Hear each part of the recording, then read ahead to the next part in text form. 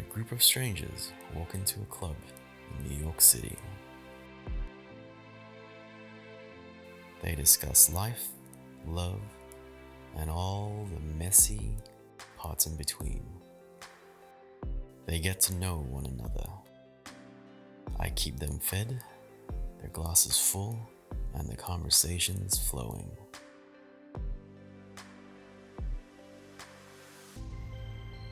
Welcome to the Supper Club. That first girl that I met. Exactly. I do whatever. Hey, I'm Yui Wakabayashi. I'm 29 years old, and I'm what I would call a visionary. I'm Suhi. I'm from Korea. I'm an architect and planner. This is my 7th year in New York. My name is Hain. It's pronounced like Jane with H.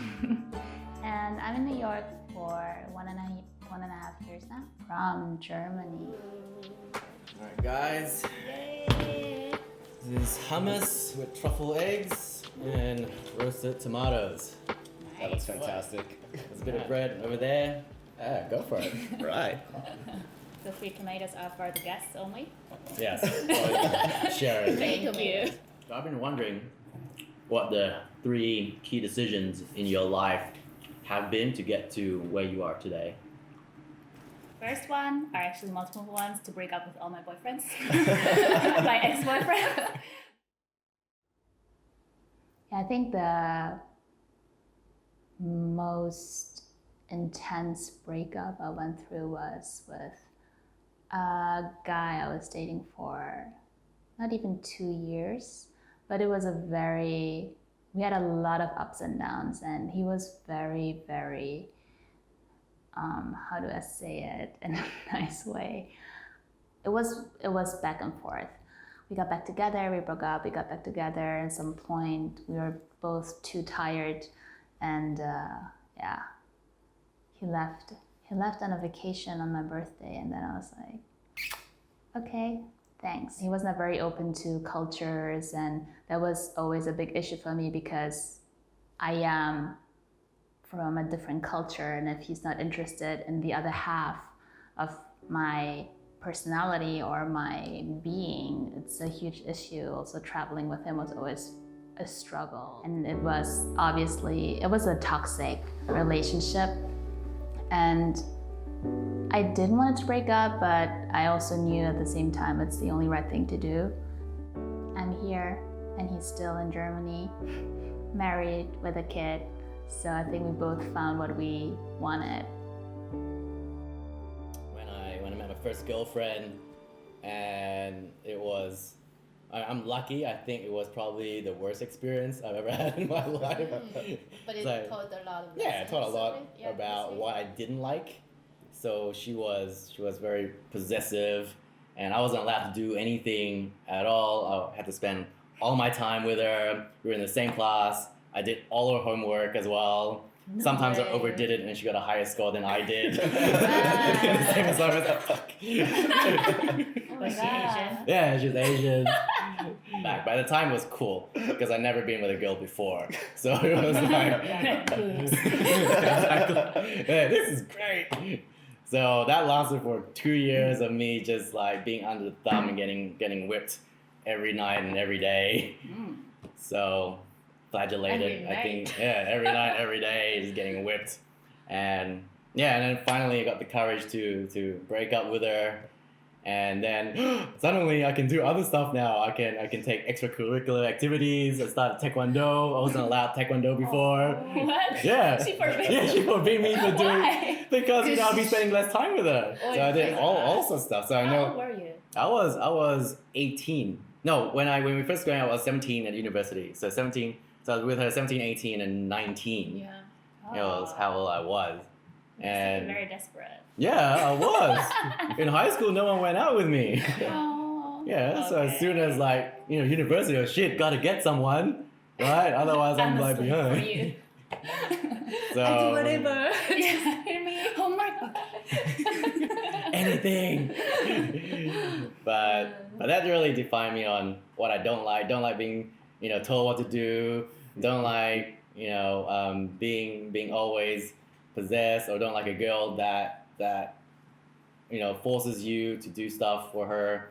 So there's a whole bunch of stuff that I learned that I think defined me, and that's definitely not the person that I want to be. So on our first date with my ex-boyfriend, he said he's only attracted to older women. So I thought that he would understand the implications of dating older women. So my biological clock goes on, and I will lose the ability to have my own kids. And I realized that what he learned throughout that process, that he really wants his own kids. And in order to do it, we should hurry because of my age. And because of that, I seriously considered freezing eggs, and I'm still considering it. Because of that process, I realized that it's sad not to be able to accommodate what the person that I'm deeply in love wants. I'm realizing about myself more and more that I'm seeing myself not having kids for the rest of my life.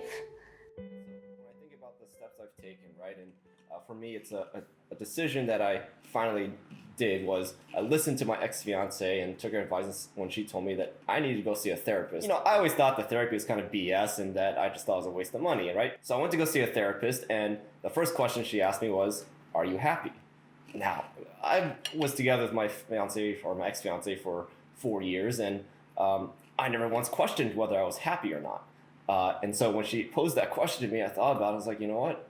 Maybe you're right. Maybe I wasn't happy. And I wasn't happy probably because that our relationship had soured over time, right? And so it was through this kind of breakup and over the course of the next 12 months, getting over the breakup and the relationship and discovering so much about myself, discovering the insecurities and the character flaws that I had developed over many years in working investment banking and through my life growing up. At that time when you're dating, you think, okay, maybe this is normal, maybe this is okay. And it takes some time to realize, no, it's not okay, right? And that's the same thing in my relationship. It's like, I thought we were in a great place. And, you know, it took a rude awakening to realize, no, we weren't in a good place. I think there's always more to do because I know that we're always blind to our own selves. And, you know, the self-awareness is one of the hardest things to do.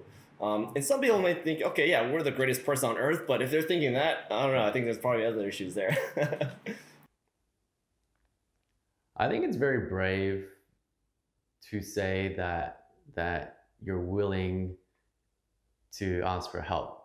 I know growing up, it was like a taboo topic or stigma to say that hey, I'm going to see a psychiatrist, and automatically everyone thinks there's something wrong with you.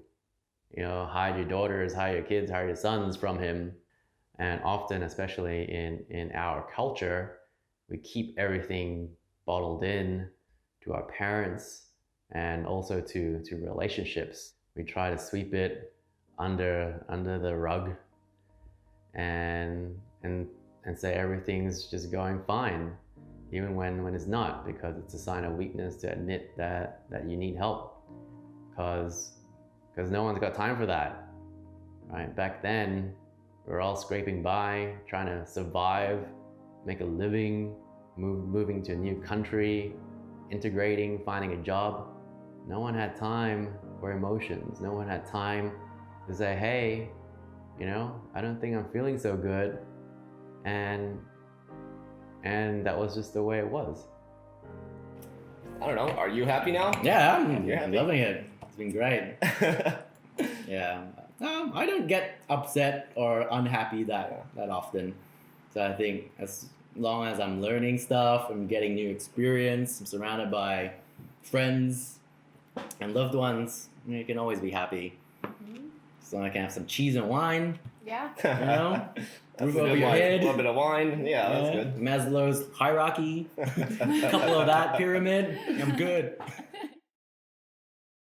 So I think that was definitely the right decision, and I don't look back at any relationship thinking, oh my God, that was the biggest mistake of my life. Yeah. And I think yeah, otherwise I wouldn't be here like where I am and wouldn't be the person who I am.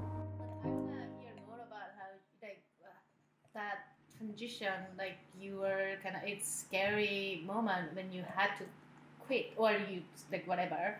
Yeah, you know, it's like and it's the falling out from my relationship, my breakup, and it was learning to actually be independent, right? And then that's when I actually, in that 4 months or so where I was unemployed, I finally developed some real hobbies. Because, you know, when I worked in investment banking for so many years, I didn't have time for anything else other than my relationship on weekends and work. And that was it. Yeah. So you really didn't know who you were No. because you were spending it on other people Yeah. and other things like work and your That's right. ex-fiance. Yeah. It's interesting. Yeah, and so, you know, and I finally picked up other hobbies. Like I finally taught myself to play some piano, so I finally got that going. Not that good, but Like a someday. born again virgin. That's like right. Yui. Basically pick up all the things that my Asian parents made me do and I quit when I was younger. Now I'm picking it back up. Question for you is, now we're gonna ask the question again.